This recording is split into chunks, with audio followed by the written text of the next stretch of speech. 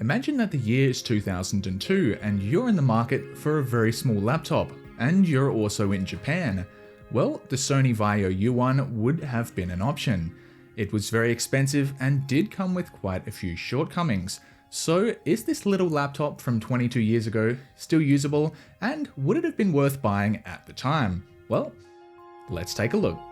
A big thank you to Douglas for letting me borrow this and several other interesting old Sony devices. Stay tuned for those in the near future. This is my first time using a laptop like this, which is really a fully fledged laptop, just very small. It's even running plain old Windows XP, just like most laptops back in 2002. Although oddly enough, it has the older style Windows logo button on the very cramped keyboard. Even with the small size, Sony didn't skimp out on connectivity with Ethernet, a display output, and 2 USB ports at the rear. In place of an SD card slot, there's the proprietary Sony Magic Gate flash memory slot, as well as PC card and audio in and out jacks. All packed into a handheld sized device weighing around 860 grams. While it is small, cramming in a keyboard with some of the smallest keys imaginable. It is very chunky due to the battery being external, which adds considerable thickness. It even looks tiny compared to another really small Asus laptop, which you may remember from a previous video.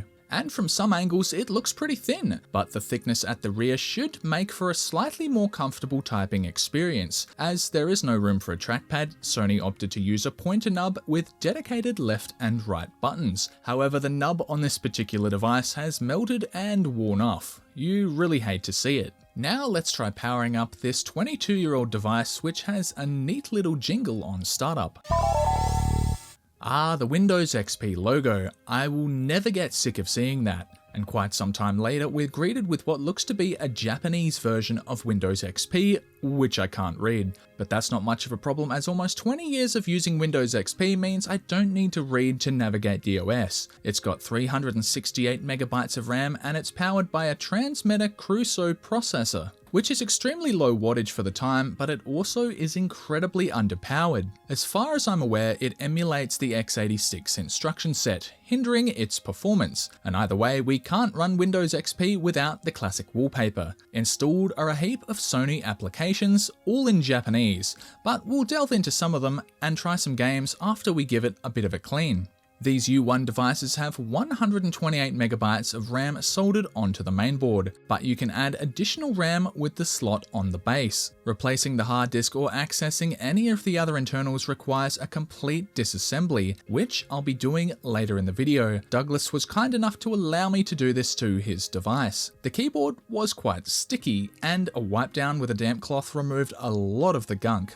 Years of finger grease also came off with a Q-tip and some eucalyptus oil. The little scroll wheel also cleaned up nicely. It's very satisfying seeing it all come off. The display was a bit grubby and thankfully came up looking spotless with some lens cleaner and my trusty microfiber cloth. I was also very careful to remove any gunk that had built up around the stickers. It's clearly a very well used device, but the Sony VAIO build quality has held up, apart from the pointer nub of course. I would have loved to have had one of these when I was a kid, however the high $1,150 US price tag back in the day and the fact that it was Japanese exclusive meant I didn't even know they existed. Now the keyboard isn't sticky, but it is super cramped, and if you're after a keyboard that isn't cramped or sticky, definitely check out Keytron. I've been using their keyboards for years, and the new K1 Max they sent over has been a real joy to type on. I've never used a low-profile mechanical keyboard before, and you can connect it using Bluetooth, USB cable, or even this handy little dongle, which means you can use it wirelessly with devices both new and old. It's got that super clicky tactile mechanical feeling without being loud. There's a link in the description if you'd like to learn more, and thanks to Keytron for supporting my channel. The VAIO U1 came from a time when Sony was adding quite a few quirky design choices. This little scroll wheel known as the jog dial can be used for scrolling through pages and to control the display brightness. It also gives you access to many Sony VAIO specific applications. I have no idea what the button left of the jog dial does. Oh, it appears to put the device into standby. And what about the thumb phrase button? And it seems actually, as far as I can tell, it enables a number pad style typing option, meaning you can type using a single hand pretty effectively. The last button that I wasn't sure about was the zoom in button, which doesn't zoom in, it actually lowers the resolution of the display to 800 by 600. I actually like the lower resolution quite a bit, especially as I'm looking at this thing from pretty far away while I'm filming. So that I didn't wear out the track point anymore, I'll use an external mouse. While this device is missing the sound drivers, I did test out some games. Even with hardware that would have been mind-boggling when Monster Truck Madness 2 came out, it doesn't run entirely smoothly. The 8MB ATI Mobility Radeon M6 isn't very powerful, it seems. Simple games such as Age of Empires 2 run totally fine on here though. Good luck playing using the pointer nub though, an external mouse is absolutely essential. As this is Windows XP, I'm legally obliged to try out Space Cadet Pinball. I have fond memories of playing this with friends on the Pentium 2 Dell computers back in primary school almost 20 years ago.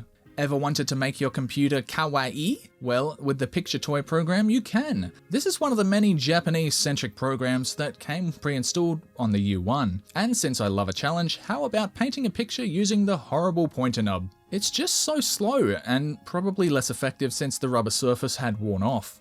That's enough using the nub for now. Let's take this thing apart and look inside. There are no disassembly tutorials online as far as I could find. I started by removing all the visible screws on the base. It still felt pretty secure, so more screws had to be removed. At the back of the unit were some hidden screws. I made sure to be careful not to damage the little covers. With the screws out, I was able to unclip this section. Then with the laptop open, the small plastic panel lifted up pretty easily. I then removed the two visible Phillips head screws that were hiding underneath. The keyboard was held in place by some clips towards the front. Be sure to disconnect the ribbon cable before removing it entirely. This device has clearly been opened before as it's missing the warranty voiding sticker. With all visible ribbon cables removed, I lifted up the casing slightly and dislodged the display connector before taking the top half off entirely. Now we get a good look at the internals of this very small laptop. They didn't waste any space, did they? The CPU and GPU are cooled by a very small fan connected by a rather long heat pipe.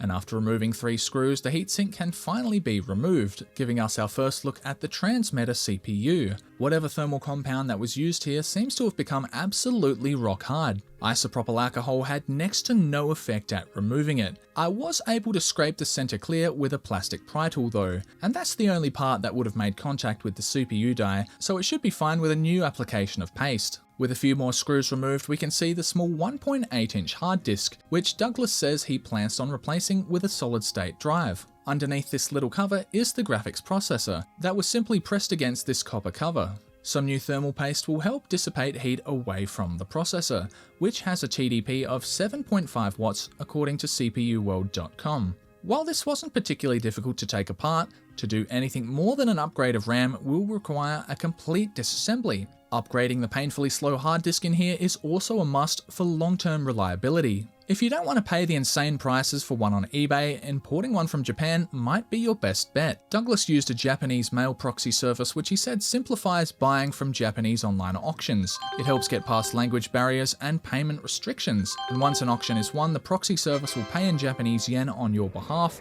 coordinate domestic shipping to their warehouse within Japan, and from there your item will be repackaged with the option for more protective materials and then shipped internationally to your address. The fees do add up though, so make sure you factor in protective materials, the service fees, and other shipping charges. However, with devices like the U1, you'll still be saving a heap of money compared to buying one off someone locally or on eBay. While it's a very neat little device, it lacks performance. I also noticed quite a bit of software that just wouldn't run on it, likely due to the processor. I tried like 5 different benchmarking applications and none of them worked properly. Although it is obviously very small, the incredibly high resolution display is impressive, but it is sometimes hard to read. Many accessories were sold alongside the U1, and Douglas recently got some of them himself along with a Sony VAIO U3, a higher spec version released at the same time as the U1. So there we go, the Sony VAIO U1. Thank you very much for watching, and a big thank you to Douglas for lending me this device and several others that you're going to see in future videos. Have a good one, and I'll see you in the next one.